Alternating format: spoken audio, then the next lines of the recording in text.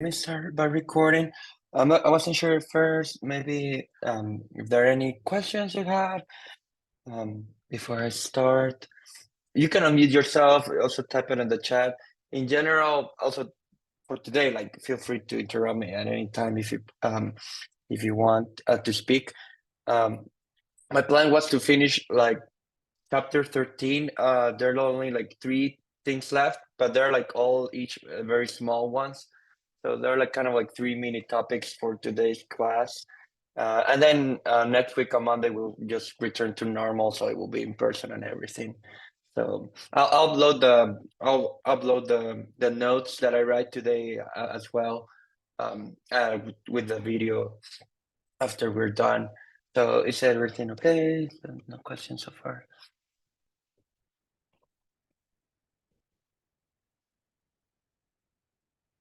Okay, so just as a reminder of what we were doing last time, the idea was that we had a curve. So here's a curve. The way we think about, we were thinking about a curve is that if you think of it as a road in space, then the curve is like the trajectory of a particle.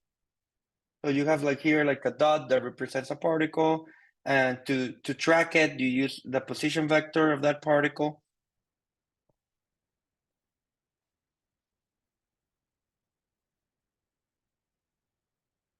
So really, to specify a curve, to specify a curve means to specify x, y, and z as functions of time.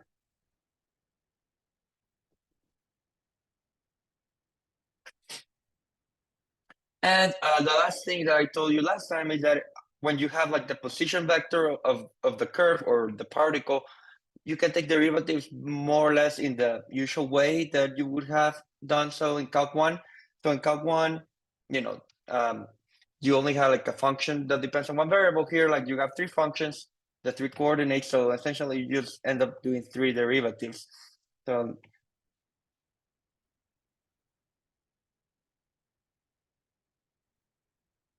but there are no new rules or anything of that sort to take these derivatives.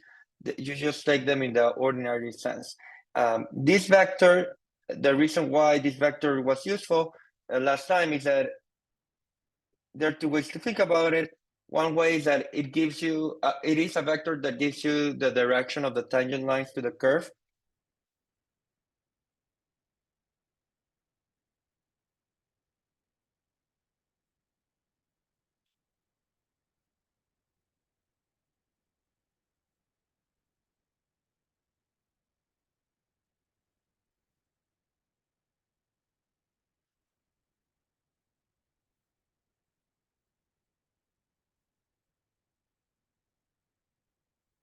And the other reason that this vector is useful is that if you think of the curve as, just like the trajectory of a particle, then this vector coincides with what you would call the velocity of the particle.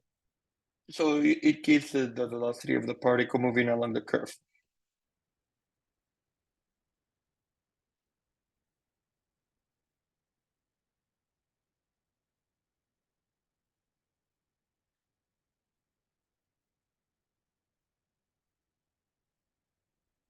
Which is why you typically write this vector as v of t for velocity vector, like the notation that you'll see many times is v of t equals dr dt because that refers to the velocity vector. Okay, so that's mostly what we discussed last time. Another thing you could do, although we won't use this as much because those topics from chapter 13, they're no longer included in the course. But another thing you could do is to take a second derivative of the position vector with respect to time. So you can still, this is going to give you like you call like the acceleration vector.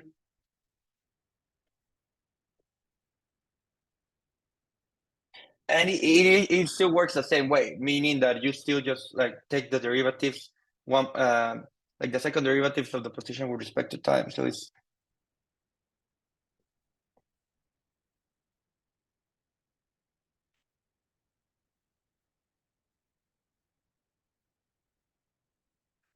And this is what you would call the acceleration vector.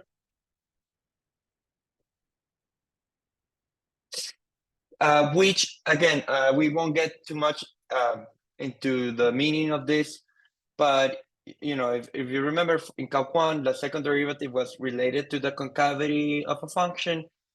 So in this context, the acceleration is kind of related to how much the curve bends. So this is related.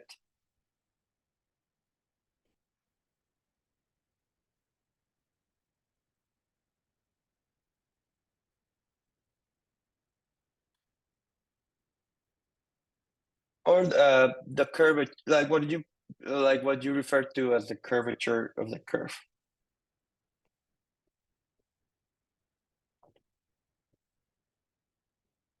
But again, we won't get into those details, but just to let you know that it still acts in a similar way.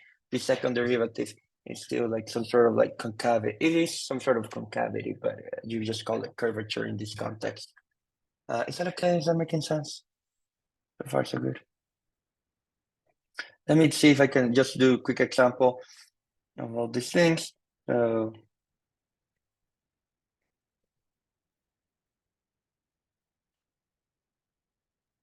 you know, like maybe the position vector is something like t squared, cosine of t squared, t minus 1. And so what I'm saying is that if that's a position vector, the velocity vector is just the r dt. So you literally just take each individual derivative, so you get 2t. And then for the one in the middle, you have to use the chain rule, right? So you get minus 2t sine of t squared. For the last one, you just get 1.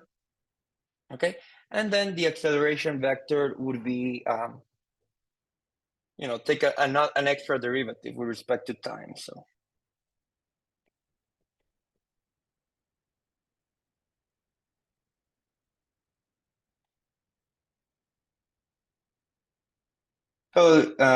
you differentiate the velocity vector, and you get 2. Oh my god, this is like a product rule, so I should have used something easier. But let's just do it quickly. So it's minus 2 sine of t squared. That's so annoying. Minus so this would become, you get a 4t squared cosine of t squared. So that's what the second entry gives you, right?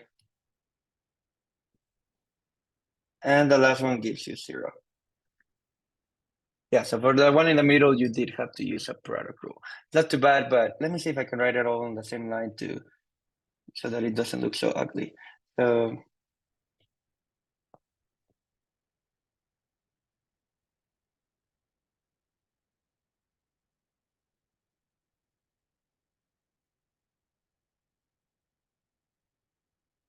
But yeah, like the sort of like derivatives that you need to remember are just like these ones, like, you know, how to take derivatives of exponentials, logarithms, trig functions like sine, cosine, like, you know, a little bit of product rule, but there's nothing like too crazy in terms of derivatives that you need to remember for the purposes of this section of just finding these things. Okay, so this is essentially how like it would go. So you see, like, to go from one vector to the other, basically what you're doing is taking derivatives. So the first topic that I had to tell you for today is kind of like doing the reverse. So what's common in practice, you know, is that sometimes you know the acceleration vector. You would know the acceleration vector, for example, from Newton's laws. Like, so because if you know the force, then you know the acceleration. So what happens in practice many times is that you know the acceleration vector and you want to get the position vector. So from the acceleration vector, you have to go backwards, right? And going backwards means integrating, because it's kind of like undoing a derivative. So we're going to do something like that, but a little bit more simple, where like you know the velocity vector and you want to find the position vector. So that's like the first topic for today. Let me put it here.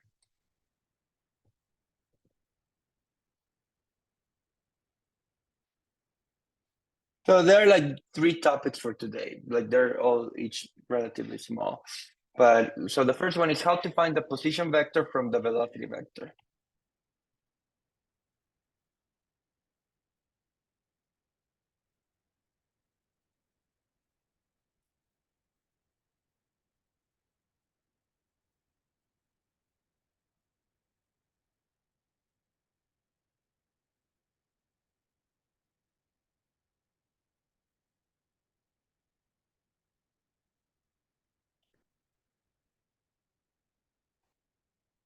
Okay, and the idea is basically that you integrate each component of the velocity vector. So here's what you should do.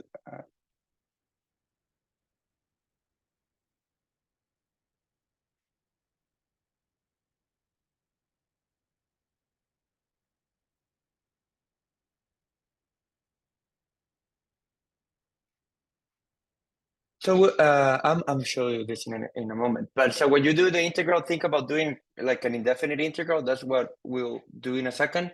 So when you do an indefinite integral or like an antiderivative, if you remember, like you get like a constant of integration. So the same will happen in our situation. And to get rid of those constants of integrations, you also have to use information about the position the particle had at time zero. So,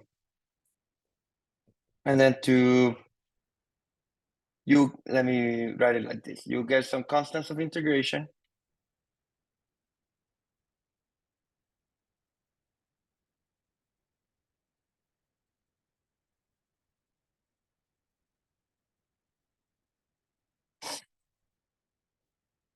And to find them,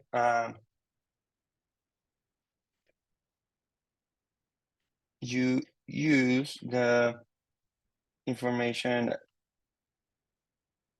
about the initial position of the particle, which is also given to you, just in case you were wondering. I'll show you that in a second.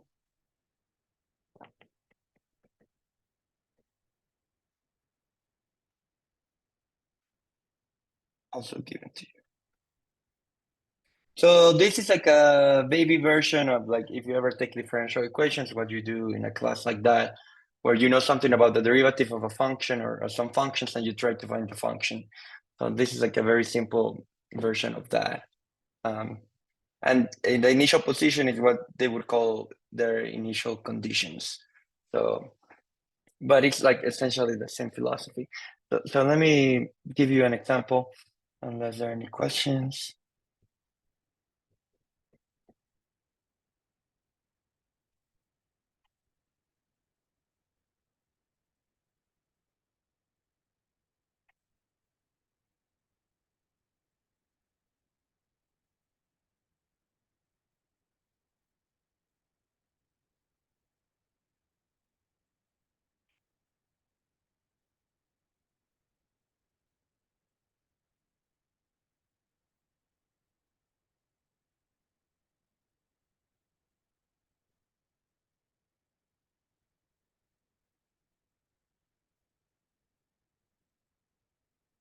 So they give you the velocity vector of the car, and the idea is for if you know the velocity vector to find the position vector. So find the position of the car as a function of time.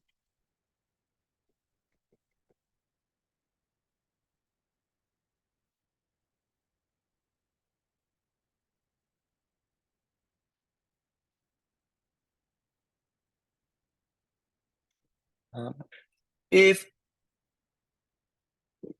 here's what you need some extra information.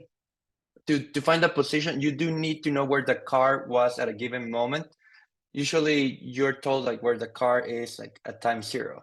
So if at time zero,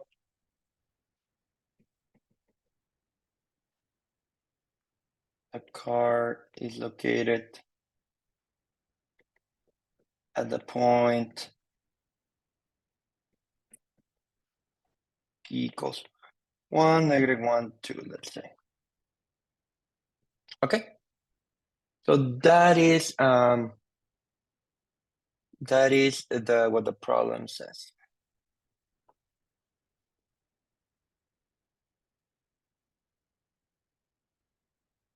Are there any questions so far?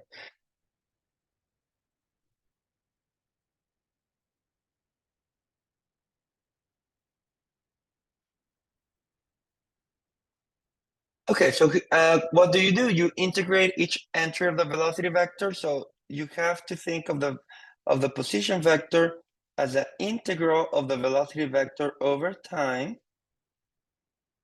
But what does it mean to integrate a vector? It means integrating each entry of the vector, basically. Same with, it's like, because it's like the opposite of what we were doing for derivatives. So what I'm saying is that you have to think about integrating each of the entries of the velocity vector that I wrote on this example. So basically, we're trying to do something like this. The parentheses are just to, because it's a vector. So like this is the first entry, the second entry, and the third entry of the vector. Okay, and so again, to do these integrals, it's just like the basic Calc 1 integrals that you should remember. Like, so things like U sub, how to integrate sines and cosines, how to integrate exponentials, like t to the n, like t cubed, t squared, things like that. So nothing like super complicated, like the integrals, like the integration techniques that you saw in Calc 2. Like it's just like very basic integration stuff. So for example, to do the first one, if you don't remember, you can do like a U sub, or you could have done like U equals t squared. After that, it's not too bad to see that the first integral gives you, it's kind of like integrating e to the u, right? So essentially, so it's like the integral of an exponential is itself, but you get e to the t squared over 2 because the u is 2 dt. So you get that, and since it's a indefinite integral or an antiderivative, you put like a constant of integration, but it's the first constant that will appear, so that's why I'm putting plus c1. And then for the second one was an integral of a cosine, that's fine. But again, this one you should think comes with its own constant, so that's why I'm putting a plus c2. And for the last one, okay, that one is not too bad. It's t squared over 2 plus t. So here, C1, C2, C3 are constants.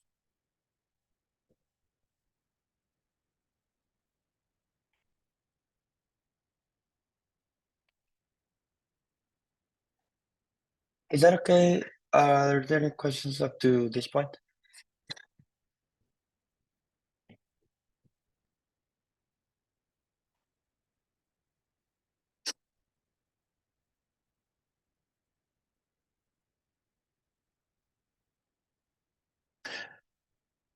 So how do you find the values of these constants? This is where you have to use the information about what the car is doing at time 0. So we have to use somehow that the car is at that point when time is 0. So to find the constants, to find C1, C2, C3, use that at time 0.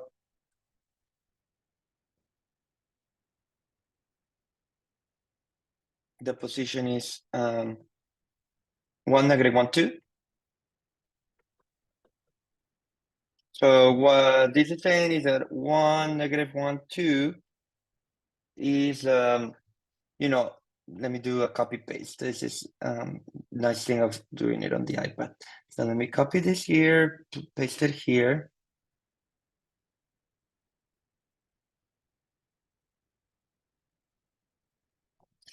So at times these two things should agree if you plug in t equals 0 here.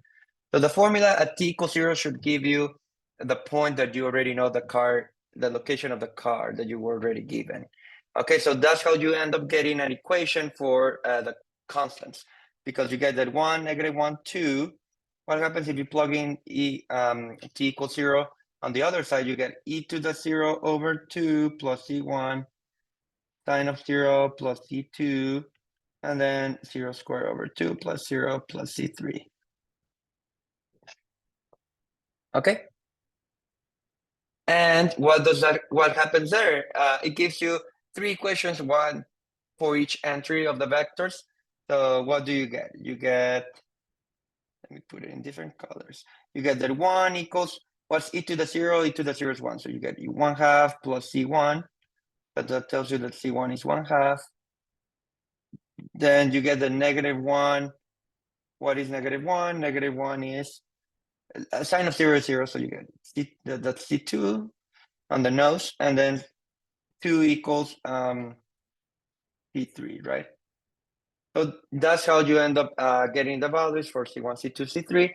And so the position vector, the final formula for the position vector as a function of time would be e to the t square over 2 plus c1, but c1 is 1/2, sine of t plus c2, but c2 is -1, and t square over 2 plus t plus c3, and c3 is 2.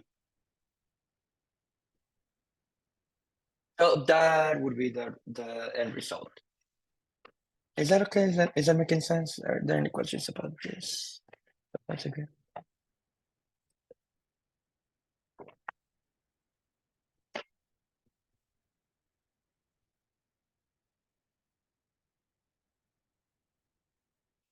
So that was the first topic for today. So the first topic was just like, if you know the velocity, how do you find the position? And the answer is just integrate each entry of the velocity vector and then find the constants with the information about the initial position. So that was the first thing I had to tell you for today.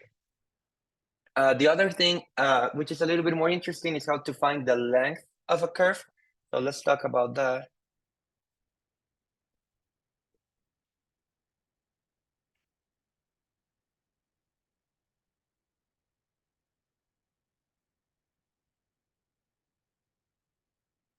So let me explain what this means. So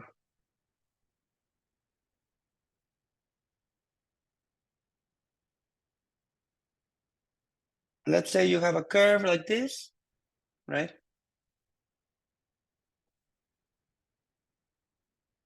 Maybe this is the position of the particle at time 0, and maybe this is the position of the particle at time t. Okay, so if you think of it as a road, then at time 0 you were at this point on the road, and at time t you are at that point of the road. So maybe you want to know how much, how many miles you have to travel along the road to get from that time, from this point to this point, right? So essentially you're kind of asking for the length. Let me see if I can use a different color, like here. So you're essentially asking for the length of this part of the road connecting these 2 points. Is that making sense? So the question is, what is the length? What is the length of the curve or road, right?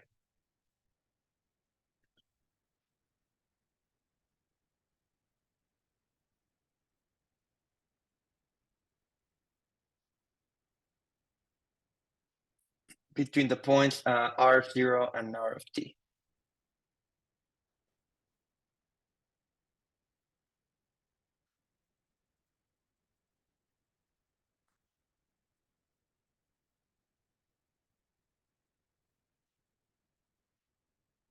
Okay.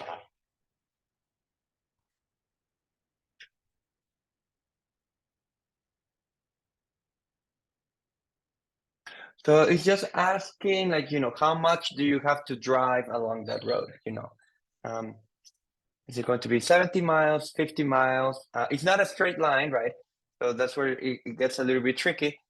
But it's just that is what we're after. So that quantity is called the arc length. So let me give you a name for it. So this is going to be called S of t. So this is called the arc length. So this represents like the length of that piece of the curve. So this is the length of the part of the curve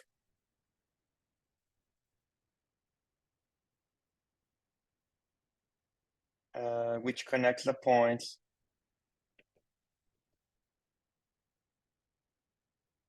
R of 0 with R of t.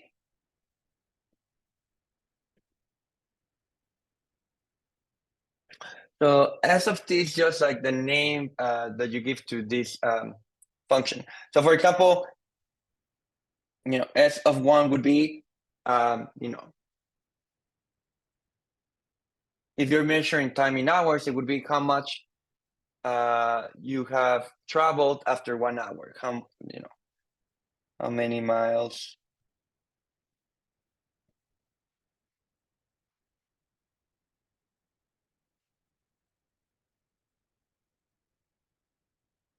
For example. So it's kind of like a distance, or the length of the curve. So what we are after is kind of like a formula for computing it, and it's actually convenient to have like the formula first for the line, because it kind of helps you clear some things out of what we're trying to find. So let me like give you the formula first in the case of line.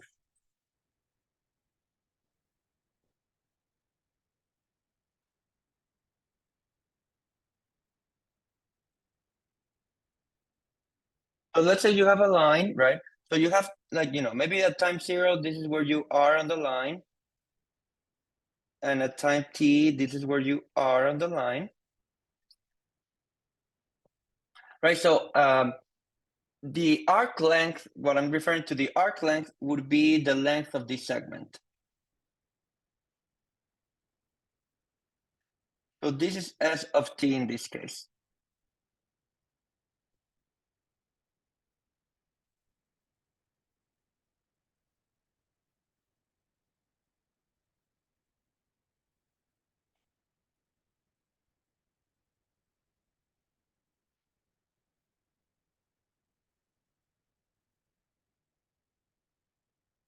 Is that making sense? So that is what the arc length is in this particular case.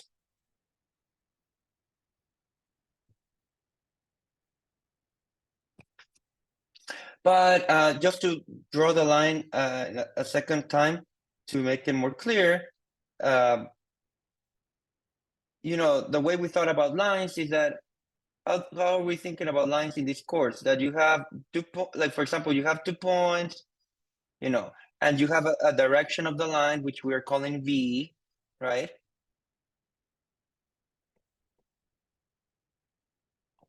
And once once you have that direction, the equation of the line was the position at time 0, right? Plus t times the direction vector, if you remember. Let's leave it like that. I'll put it like with the color of green, actually. Right, so if you think of this point as a point P and this point as a point Q, right? What is the length in this particular case? The length is the segment, is the length of, there's this vector PQ that we have talked about before. And so the length would be the length of this vector PQ. Is that making sense?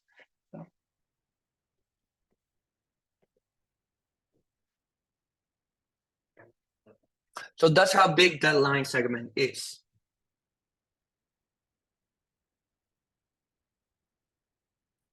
But what is that in terms of the direction of the line?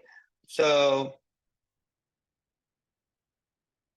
PQ is like, if you remember the formula for PQ, is you just subtract the points or the vectors. So it's kind of doing R of t minus R of 0. So we want the length of that. But what is R of t? R of t is R of 0 plus t times V. And then you're subtracting R of 0 from here. So the length, which is what I'm calling S of t, what is the length in this case? Well, these two things cancel out.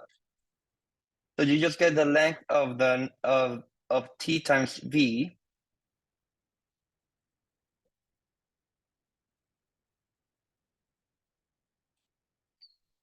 So you're just getting that the length is the length of the vector t times v.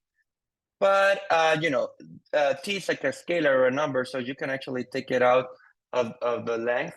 If you think about it from the Pythagoras theorem, that works because you just are squaring every entry. So every entry gets squared by t squared, and then you can pull it out of the square root. So what I'm trying to say is that this is just t times the length of the vector v.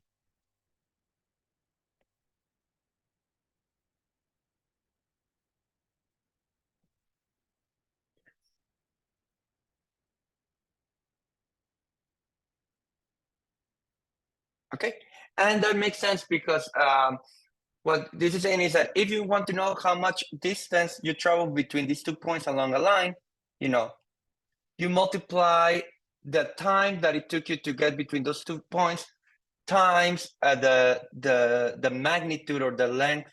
Maybe magnitude is a better word here. The magnitude of the velocity vector. So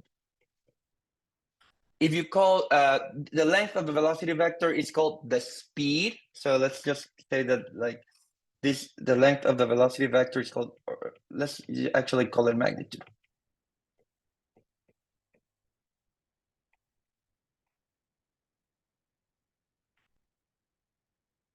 It's called the speed. So what this is saying, what this formula is saying is that for lines, the length, which is s of t, is just the time times the speed. Which makes sense again if you think about it in the car analogy, because imagine you're traveling along a road at constant speed of 60 miles per hour, right? And you're told, oh, you moved for 2 hours. So how many miles did you move? You moved 120 miles, right? You would just do 60 times 2. So in general, for when you're moving along a line, the length traveled is just the total amount of time times the speed. Is that okay? Is that making sense?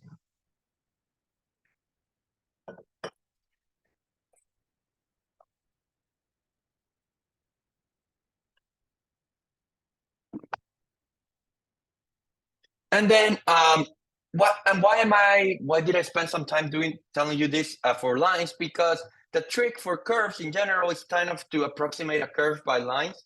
So I don't want to get into all the details, but let me tell you roughly how it works. So if you have a curve, like a random curve, so now back to the general case.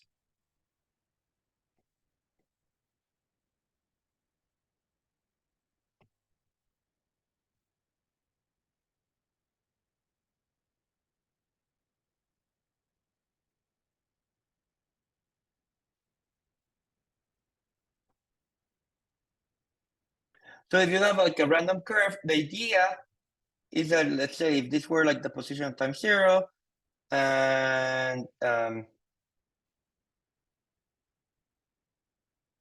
this is a position at time t, then this is no longer a line, but what you can do is kind of chop the curve like into, like what you do is kind of like break the curve into a bunch of dots,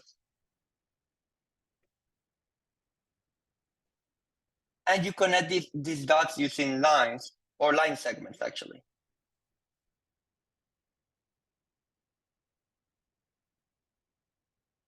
Okay, so you approximate the length of the curve by the length of these line segments.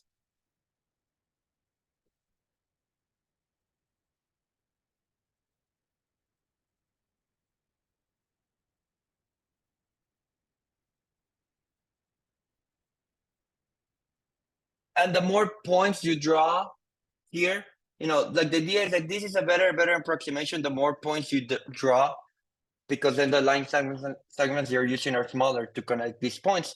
So long story short, like you end up doing like an integral, but of the same formula as before. So the general formula,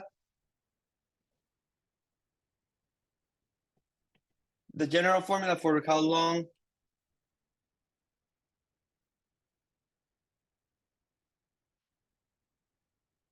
or how long the piece of the curve is that you integrate the speed over time.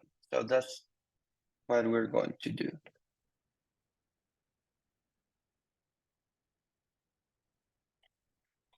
To integrate. So let me write it like this. So when the speed, in general, you integrate if the speed is changing, if the speed of the curve is changing. Or let me put it like this. If you're not moving over, if your velocity vector is not constant,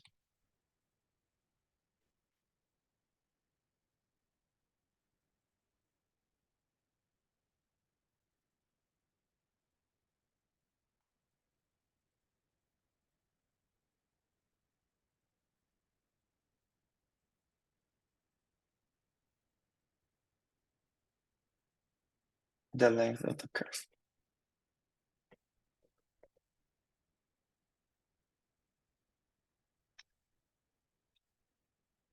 Okay. So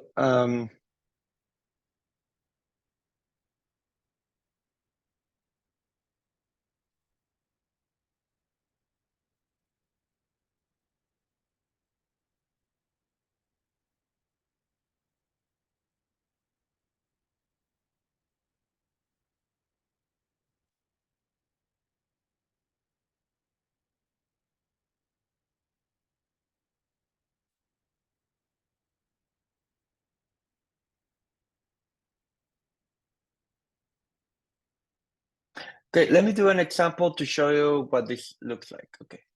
So let's do an example.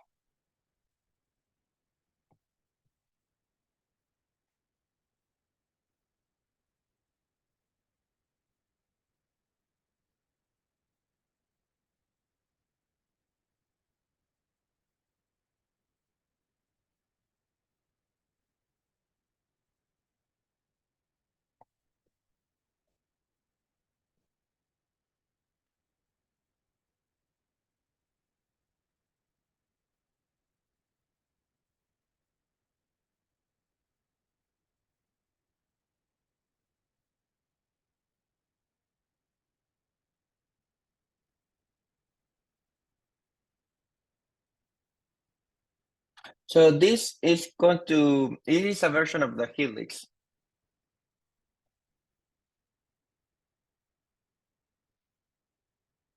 So essentially what this looks like is that you have something that looks like a helix here. Okay. And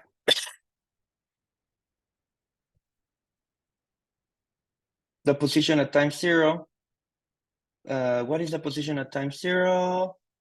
It is cosine of 0, which is 1, sine of 0, which is 0, and 0. Okay, so at time 0, you're here. And at time t, you're somewhere else. So this is the position at time 0.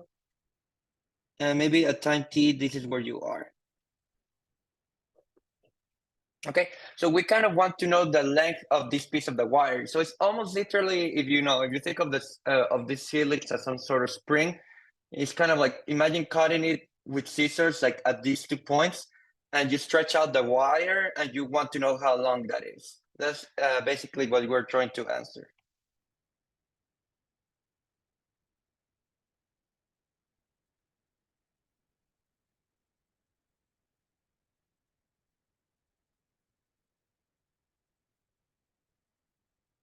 So S of t is the length of this wire, length of this part of the helix.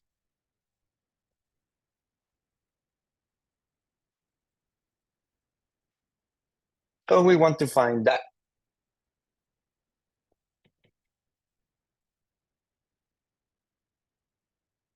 Find the formula for this length, essentially.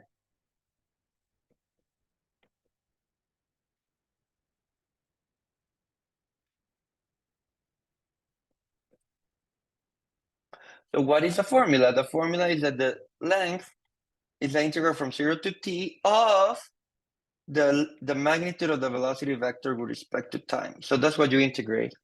Okay, So for that, we need the velocity vector. So we need the velocity vector.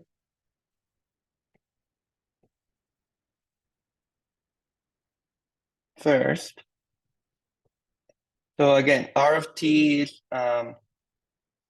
cosine of t squared, sine of t squared, comma t squared. So what is the derivative? What is the velocity vector? The velocity vector is the derivative of r with respect to t. So you get minus 2t sine of t squared, 2t cosine of t squared, and then 2t. Okay.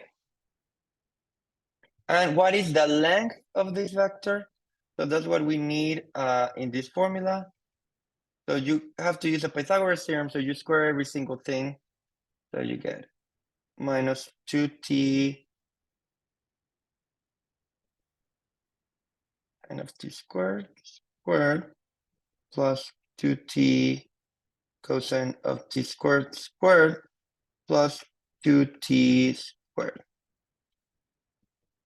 So the length of the velocity vector is 4t squared sine square of t squared plus 4t squared cosine squared of t squared plus 4t squared. So far so good. Let me stop here first to check if there are any questions about what I'm doing.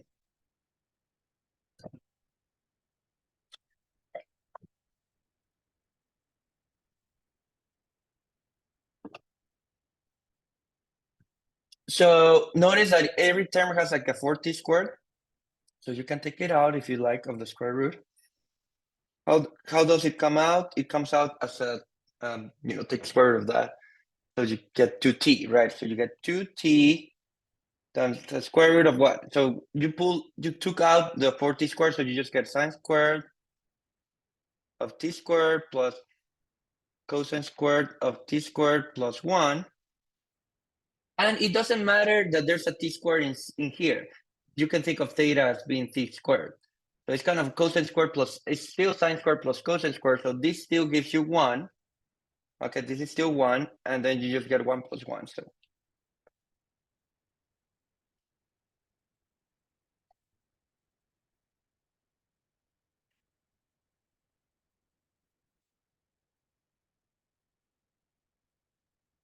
okay, and this looks a little bit weird. So let me write it as 2 root of 2t. It's nicer to have the variable at the end. So that is the length. Sorry, that is the speed. That is the speed as a function of time.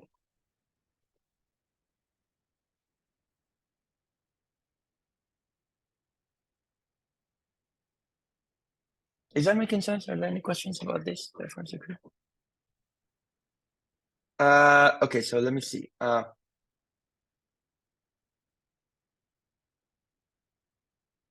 So what I'm saying is that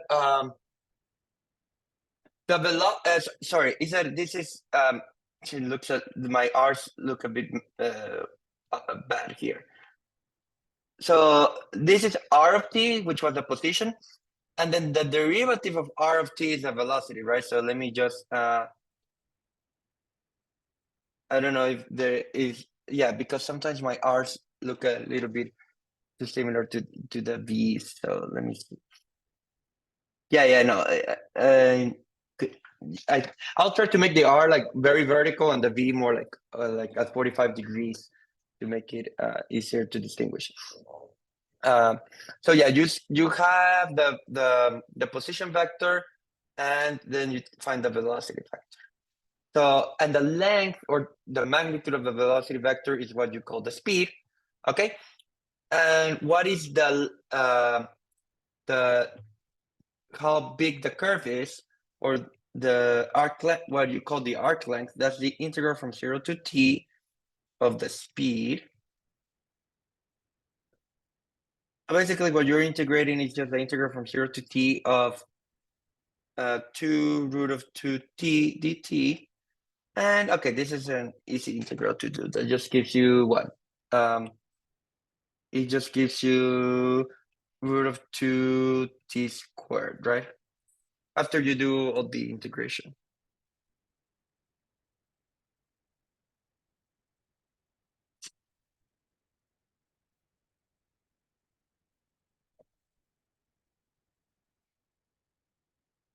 So what that tells you is the length, how much distance you travel along the spiral from time 0 to time t. So this is like the distance traveled, or like the length of the wire.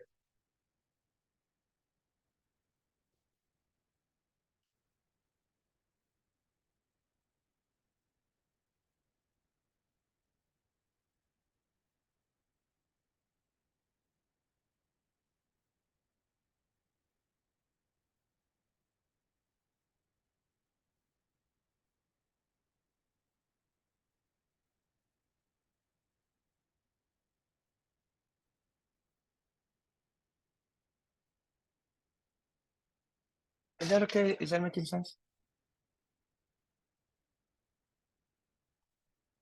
Any questions about this?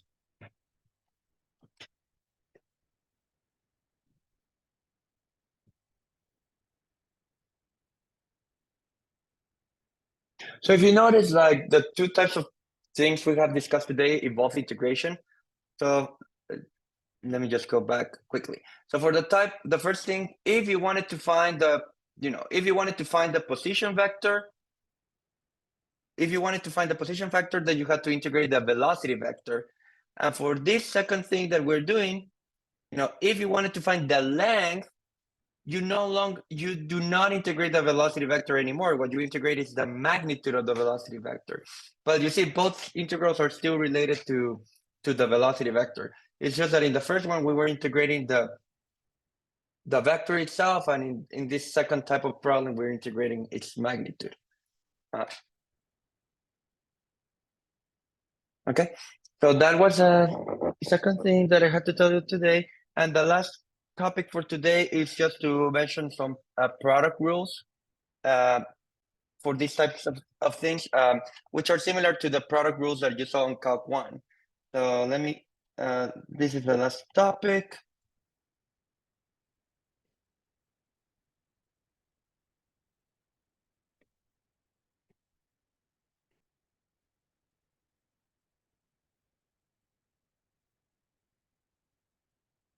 So for example, well, let's start, let me just give you the reminder of the Calc 1 derivative product rule, which is like the most important one for today. So here's like a Calc 1 product rule. It just said that if you had two functions of time or two functions of t, right? And you take its derivative, you get df dt times g, right? Plus f of t times dg dt. So essentially, you differentiate one at a time, right? And then you add up the results. So that's what the product rule for in Calc 1 was. So there's like a version of that for these types of things. Let me see if I can show you what that looks like. So for us, like imagine that you have two vectors, that depend on time.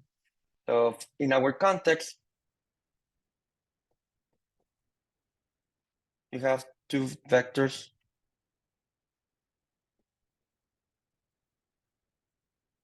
that depend on t. For example, you could have, let me call the first vector u of t. So for example, u of t could be something like t minus t cubed, and then w of t, which would be, you'll see why I'm using these names. Maybe 2, 3t minus t squared. Okay, so you could have like two vectors that depend on t, but you can still multiply them, right? So one way to multiply the vectors is by taking their dot product, right? What happens if you take their dot product in this case? So you get 2t minus what? Minus 3t squared minus t to the 5, right? So in general, if you have two vectors that depend on time, and you take their dot product, right? You would also get something that depends on t, right? So all of these things depend on t.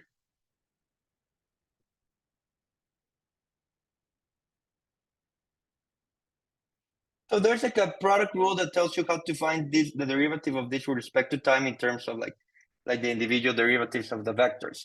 So let me write it down. The first one is a product rule for the dot product.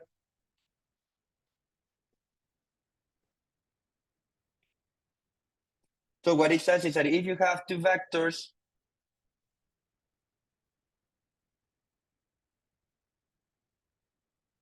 and you take their dot product and you take, let's see. Hopefully I have the time. I need a little bit more space.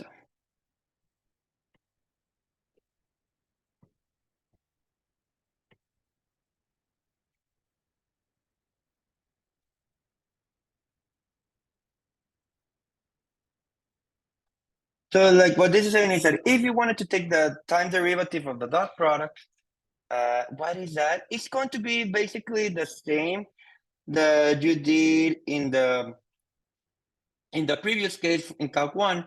It's just that in Calc 1, this was ordinary multiplication. And since because now you're doing a dot product, you just replace that with dot products. So what I'm trying to say is that this ends up being the derivative with respect to t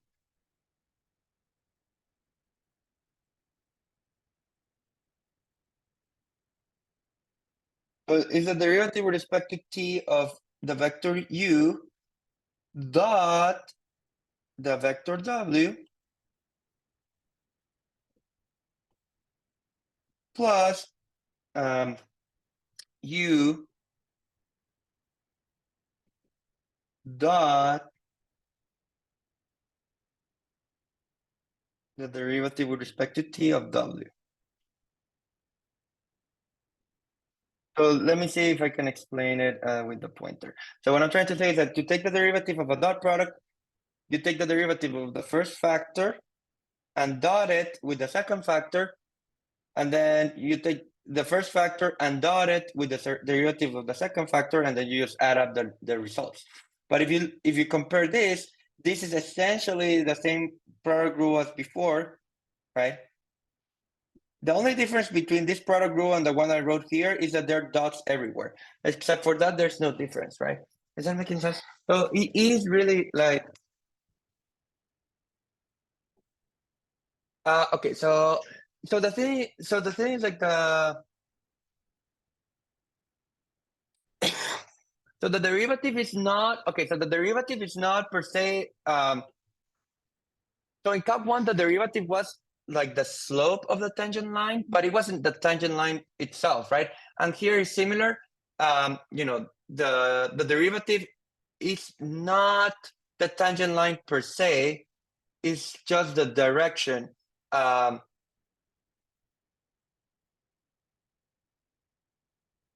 the thing is, oh, but are you asking me? Well, so the thing is like now, okay, so in Calc 1, the thing is in Calc 1, I should say this, like, you know, in Calc 1, there's no there, you know, whenever, this is a bit silly, you know, but in Calc 1, what is a vector with one entry? A vector with one entry is just like a number, right? So if that makes sense. So if the vectors have one entry, there's no difference between taking a dot product and a regular multiplication, right? So like, for example, u dot v is the same, like, you know, it's just like minus 3t squared, which is the same what that you would get like by multiplying them individually. So in Calc 1, like, you know, dot product really just coincides with, you know, with ordinary multiplication. What happens here, if you have two vectors, right? I think this is what you're getting. If you have two vectors, when you take their dot product, that's a scalar, right? Right, so this is going to be a scalar. And so the derivative of this should be a scalar, but that's fine because here you're going to take dot products as well. So you're going to get scalars and scalars, if that makes sense. So maybe to emphasize it. So this is a scalar, right? Oops. but this, because it's a dot product, is a scalar, and this, because it's a dot product, is a scalar. So you are comparing scalars all the way. Is that better? I don't know if I'm answering your question. But but it's true here in this case the derivatives are vectors, right? So like this is like a vector, like the derivative here is a vector and the derivative here is a vector. They're not lines, they're just like the directions, right? For example, but you're taking the dot product, so that turns them into scalars. So you are like you are comparing scalars all the way. If that sounds better. Is that making sense?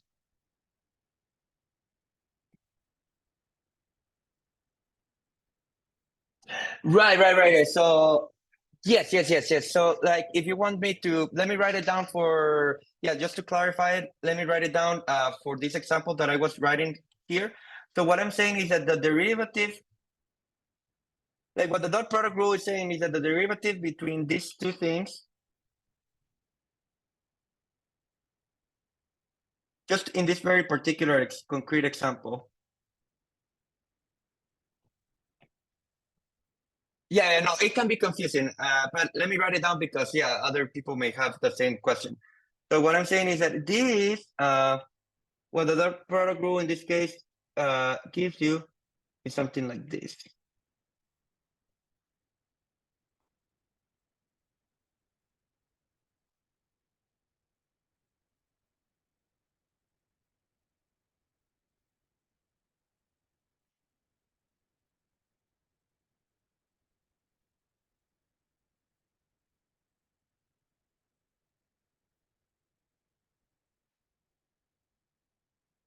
Is that so? What I'm saying is that here on the left hand side, I'm taking the dot product first, and after taking the dot product, I'm taking the derivative.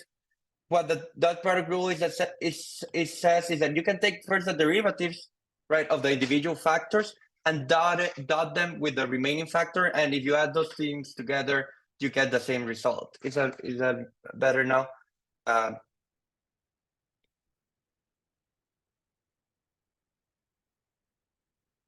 So so that's what the no, but let me actually give you a let me. Well, I'm going to give you an example first with the cross product. So let me write first like the cross product rule, and then I'll do one with the dot product. So the dot product, this is a there's like a similar version for the. Let me do a cheat and copy paste it here. So there's a similar version for the cross product.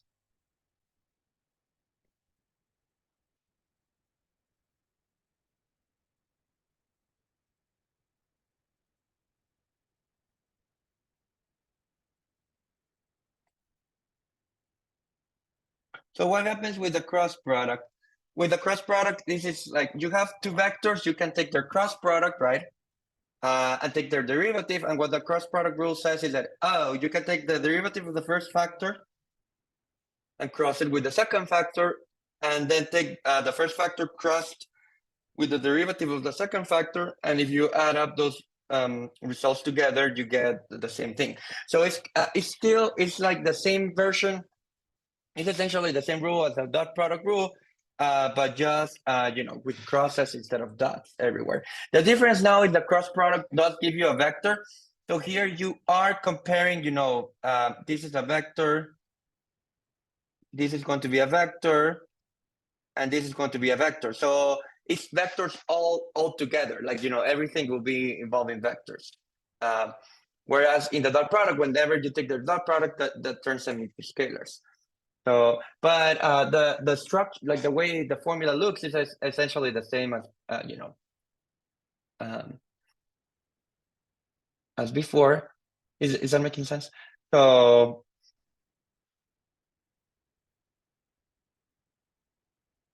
and two more, which are actually a bit easier to like digest. The other two rules that I need before I do the examples is like the other one is the rule for sums.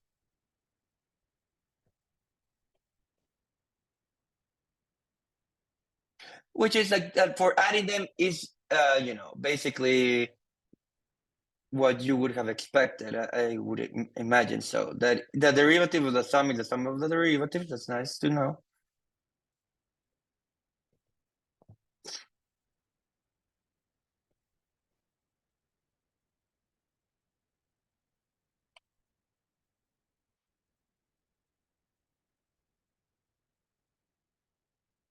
Okay, so that's how sums look like.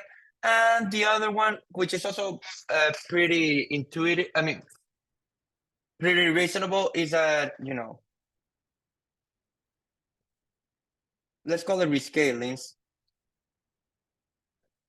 That if you have a vector, you know, and you multiply it by a number, a fixed number, like so, like a rescaling.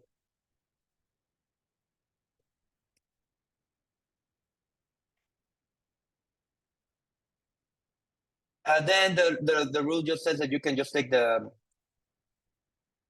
rule says that you can just take that constant or that rescaling out of the derivative, which is like, you know, one of the first things you learn in Calc 1 when you find derivatives, right? So what I'm saying here is like, here C is a constant. It's a scalar.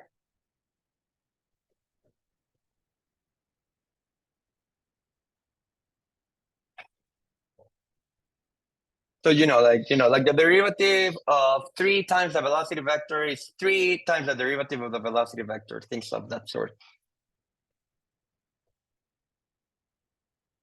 Is that making sense?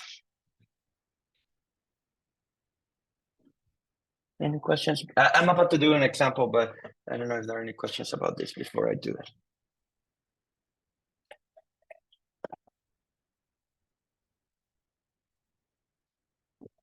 Okay, so what's the point of all these rules? Let me give you some idea of how they are used, because it's actually interesting to see them used in practice for something like important. So here's like an example of how to apply the rules. So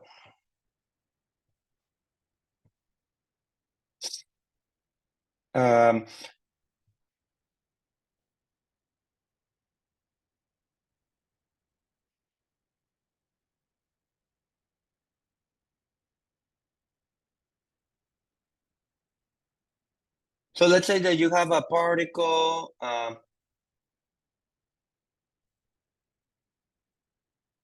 Let's say you have a particle moving in space, and it has a velocity vector as well. So here's like the position vector. Maybe this is like the velocity vector of the particle. So this one is the velocity of the particle. The purple one is the position vector. Okay, so one thing that if you take a physics class, eventually you'll see one thing that you can define is called the angular momentum of the particle. So the angular momentum is called L, and that's just m times the cross product between the position and the velocity vectors. Okay, so you do have to multiply by the mass of the particle to make this work nicely. So here m is the mass of the particle, it's just a constant. M is mass of the particle, which is constant.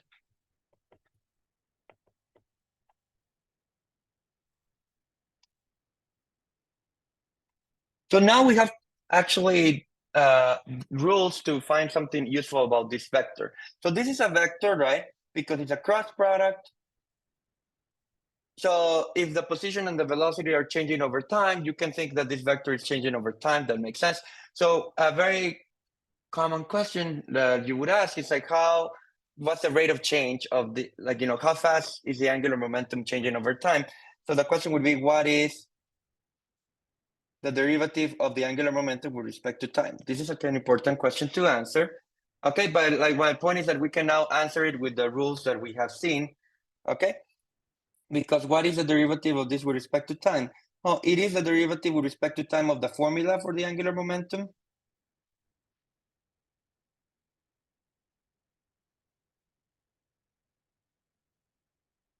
Okay, so how do you find the derivative? Well, the mass is constant, so you can take out the mass out of the derivative. So that's the first thing you could do.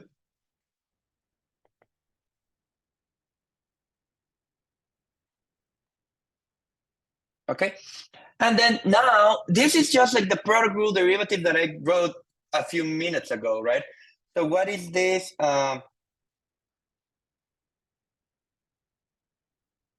What does the product rule says? It says that you take the derivative of the first factor and cross it with the second factor plus the first factor crossed with the derivative of the second factor.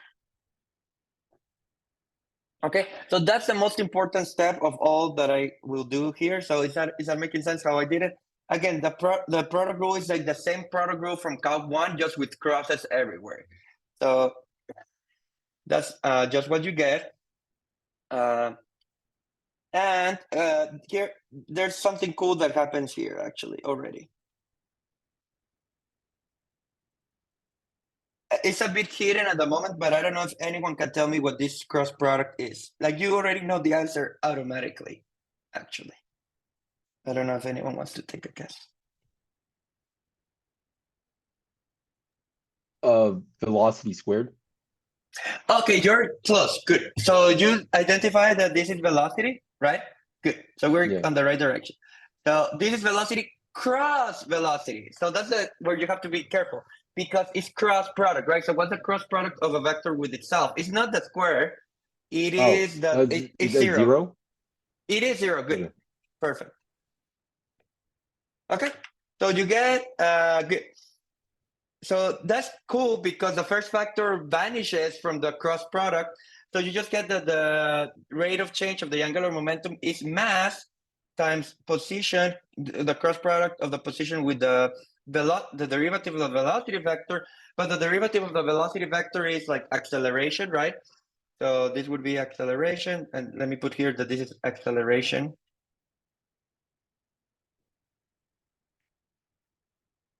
Okay. And just to finish, like that's what you find just using mathematics. Okay. So this is like the answer from math. And then if someone knows Newton's second law, the thing if you notice here is that you have secretly like mass and acceleration. So you can say that mass acceleration is force. So you get the cross product between the position vector with the force.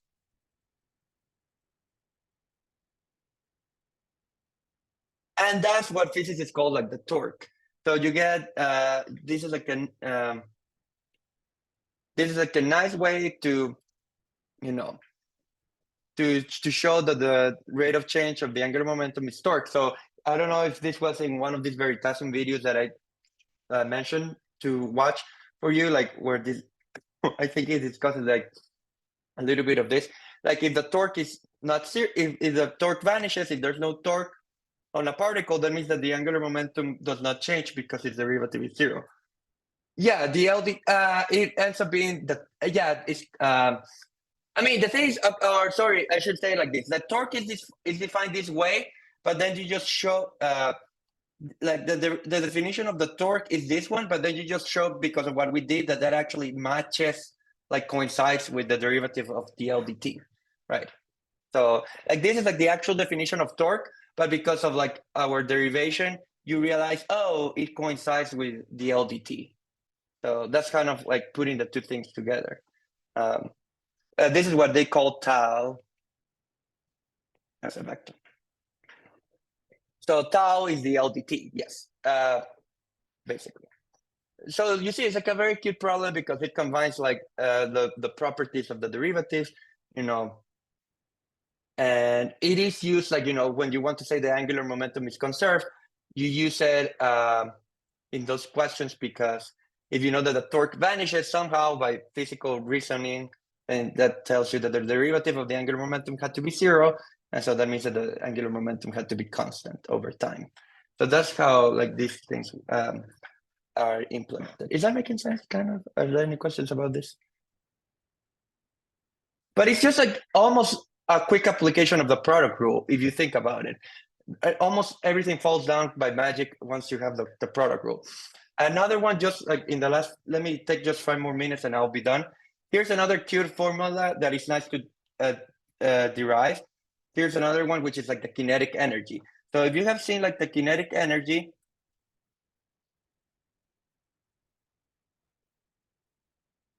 okay, so probably the version of kinetic energy that you know from physics is something like this, right? For those who have seen it, like that's the kind of like the baby version, you know, like when everything happens in one dimension. It like the vector version of that is with the dot product. So you just take the dot product of the velocity vector with itself. Okay, so this is kind of like the easier version, and this is like the like more like grown up formula is the one that I'm writing here. Okay, so the thing is kind of like the same. If the velocity is changing over time, you know, if the velocity is changing over time, then the kinetic energy will change over time. So you could ask, how fast is the kinetic energy changing? Okay, so what is dk dt? Well, it's a derivative with respect to time of 1/2 mv dot v. Okay, and 1/2 m, that's a constant because the mass is constant, so you can take it out of the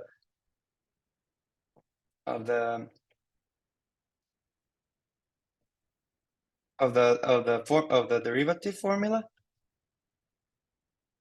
And perfect. This is like this is like the product rule, but now for dot product. So let's try to think about what that is. What does the formula for dot product says is the derivative of the first factor dot the second factor plus the first factor dot the derivative of the second factor. Okay.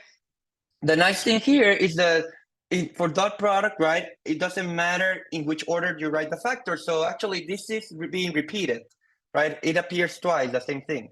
So actually, you can say that the rate of change of the kinetic energy is like there's a, you know, it's twice the same factor. So that there's a 2 that cancels out. And so you just get dv dt dot v. Okay, because these two are just 2 dv dt dot t. Okay, and like again, like that's essentially what you get from the math, and then you say, well, but the derivative of velocity is acceleration, so this is like you're getting the dot product of mass acceleration dot velocity, and mass acceleration by Newton's law is the force. So this is force. Sorry, by Newton, the first factor is the force. So that tells you that the rate of change of the kinetic energy is the dot product between F and the velocity vector. And there's actually, I mean, this may be, it's a little bit more esoteric. So I don't know if you have seen this before, but there is a name for the quantity that is the dot product between the force and the velocity vector. I don't know if you have seen this one. Anyone else is there? This dot product has a name actually.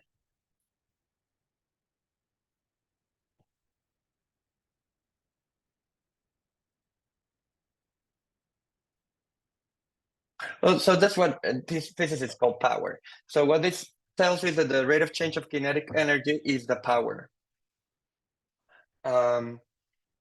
Yeah, so this is, I think, what is measuring in watts or something like that. So, and so again, it's kind of like just to show you, just to wrap this up, to show you how like once you have like the formula for the product rules, you can play around with them and actually find like interesting like results. So they're not silly actually. They're kind of like powerful things. So, but yeah, that's essentially the end of chapter 13. So on Monday, we'll return in person and I'll start chapter 14. So I'll upload the notes and I'll upload the video like in a couple of hours. So, but in case you want to rewatch it or whatever. If you have any other questions, I can stay a few more minutes if you like. If not, I'll see you on Monday.